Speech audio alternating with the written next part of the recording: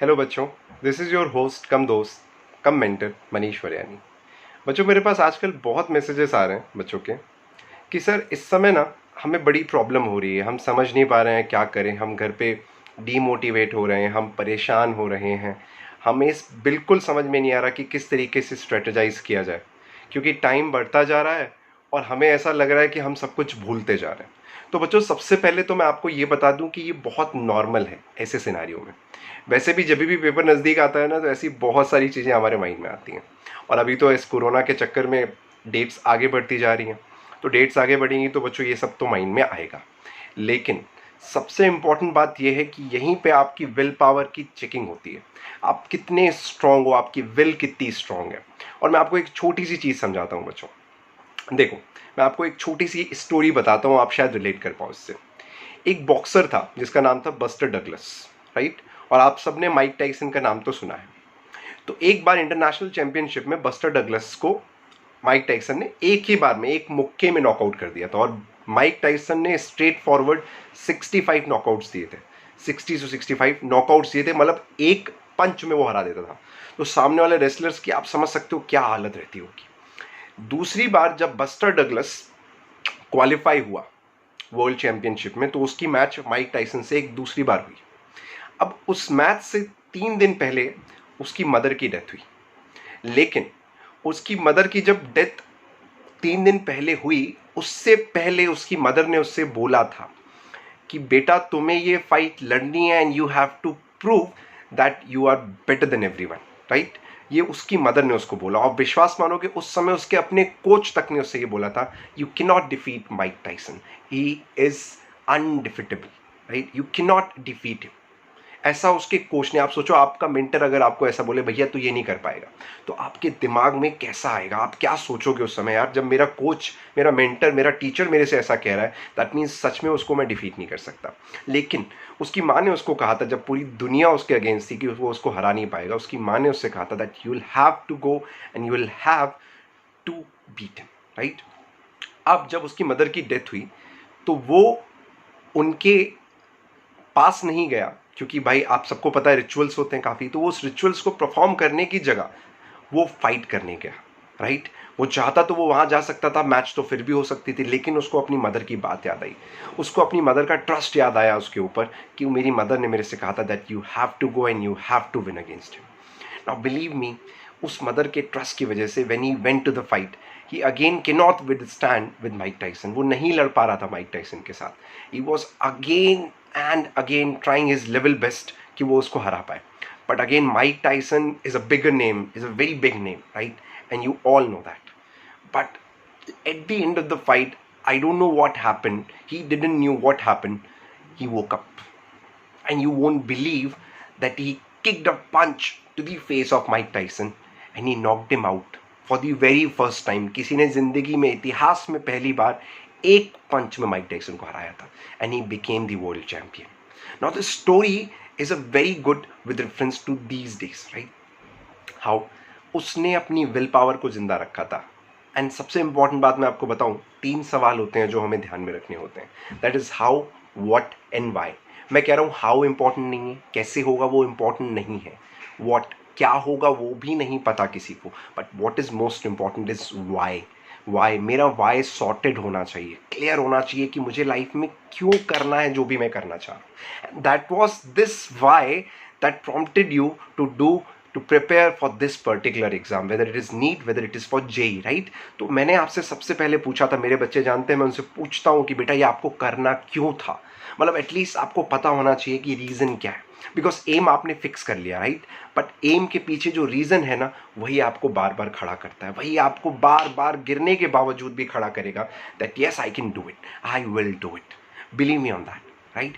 तो मैं आपको अभी भी कह रहा हूं कि अगर आप समझते हो कि ये जो मेरा एग्ज़ाम जिसको मैं टारगेट कर रहा हूं, उस वो मैं कर क्यों रहा हूँ, राइट, मेरा वाई क्या है, what is that reason, is it because of my mother, it is because of my father, it is because of something else that I want to achieve out of that, right. But that reason has to be the reason जिसकी वजह से आप कितनी बार भी गिरो आप वापस खड़े हो जाओ।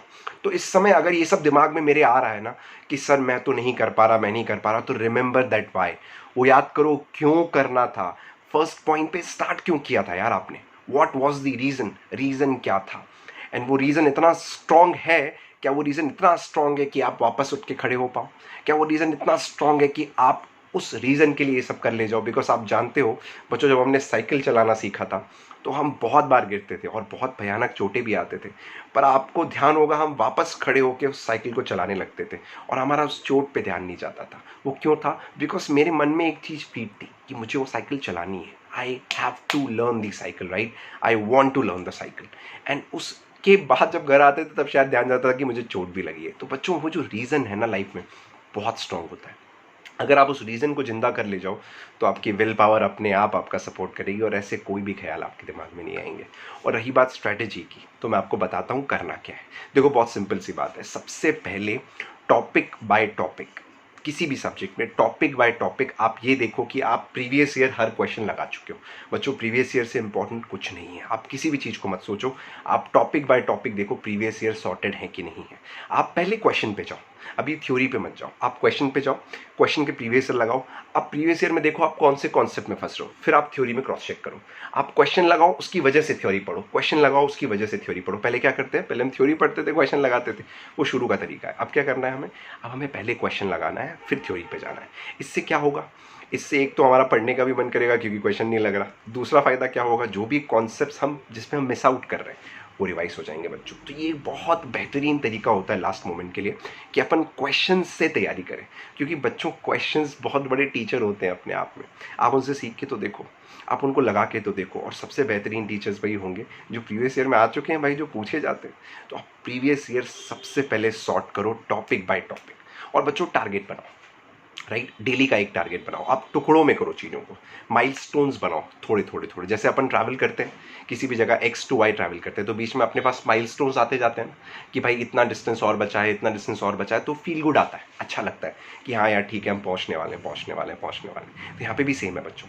अपन अगर माइलस्टोन बनाएंगे ना इसमें कि ठीक है आज का काम है तो आज पे फोकस करना है सिर्फ इसमें, कि इतना काम मुझे आज करना है, फिर अगले दिन का काम, फिर अगले दिन का काम। तो जैसे जैसे ये माइलस्टोन्स क्लियर होंगे ना, आप में इतना कॉन्फिडेंस आएगा कि आप सामने वाले से कहोगे अभी क्या बात कर रहा है, बिल्कुल हो सकता है, it is possible, it is extremely possible, right. You will do it, I will do it, we can do it, right. तो ये जो डू इट वाली बात है ना, इसमें मैंने आपसे कहा वाई सॉर्टेड है, मुझे करना क्यों है ये सॉर्टेड है। तो बच्चों, सिंपल स्ट्रैटेजी है, प्रीवियस ईयर लगाओ, क्वेश्चन बाय क्वेश्चन जाओ, स्टेप बाय स्टेप चलो, वो रोज का टारगेट बनाओ, ज़्यादा कुछ नहीं करना। अगर आप और कुछ नहीं पढ़ पा रहे हो तो प्रीवियस ईयर, अपने नोट्स, और अगर किसी एनसीईआरटी की बात करें तो एनसीईआरटी, राइट, आपको अच्छे से थरली पढ़नी है, राइट। ऐसा नहीं होना चाहिए कि आप बिना थ्योरी पढ़े क्वेश्चंस को लगाने की कोशिश करो, that is not possible, right. तो अपने नोट्स को, एनसीईआरटी को, प्रीवियस ईयर को बस इतना सॉर्टेड रखो, कुछ नहीं करना बच्चों, इसी में से आएगा, आपको कोई टेंशन लेने की ज़रूरत नहीं है। और फिर भी कभी कभी ये छोटे मोटे ख्याल दिमाग में आए कि नहीं मेरे को ऐसा लग रहा है, वैसा लग रहा है, तो आई एम ऑलवेज देयर। आप नीचे कभी भी आप टाइप कर सकते हो, कमेंट में आप लिख सकते हो जो भी आपकी प्रॉब्लम है, and you can always reach out to me, right.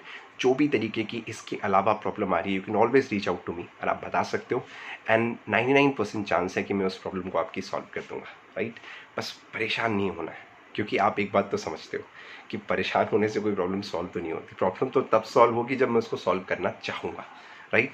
तो बिलीव ऑन योरसेल्फ। अगर आपको अपने ऊपर विश्वास है तो विश्वास मानो, कोई बाहर का आदमी आपको ये नहीं कह सकता कि तू ये नहीं कर सकता, बिकॉज मुझे पता है कि अगर मैं कर सकता हूँ तो मैं कर सकता हूँ, वो कोई और बताने वाला मेरे को नहीं होता कि मैं नहीं कर सकता ये काम। तो let not others define what you can do, you should define it yourself कि मैं क्या कर सकता हूँ, right. Believe on yourself, and one day you will see कि ये जो छोटे मोटे हर्डल्स हैं ना लाइफ के, ये यूँ क्रॉस हो जाते हैं, राइट। एंड आगे तो अभी बहुत हर्डल्स हैं यार, अपने को अपने ओपन फील्ड में उतरना है ना, बिल्कुल। तो ये सब चीज़ें बड़ी कॉमन हो जाएंगी आगे जाके, राइट। तो अभी आप एकदम वैसा फील मत करो, राइट, बिल्कुल ऐसा फील मत करो, क्योंकि ये सभी के साथ है, ऐसा भी सोचो। और हम सबको ये एक साथ इकट्ठा फेस करना है, और जब हम इसको इकट्ठा फेस करना है तो आपको पता है ना, इकट्ठे में बड़ी ताकत होती है। No one can break us, no one should break us, right. So believe on yourself, work part by part, and thoroughly revise each and everything. And last but not the least, previous year question मैं बार बार कह रहा हूँ, बहुत important है बच्चों। सो आप, I hope इस वीडियो को देख के चीज़ों को समझोगे और आप अपना कॉन्फिडेंस वापस रिटेन करोगे, right. Remember buster Douglas. Thank you.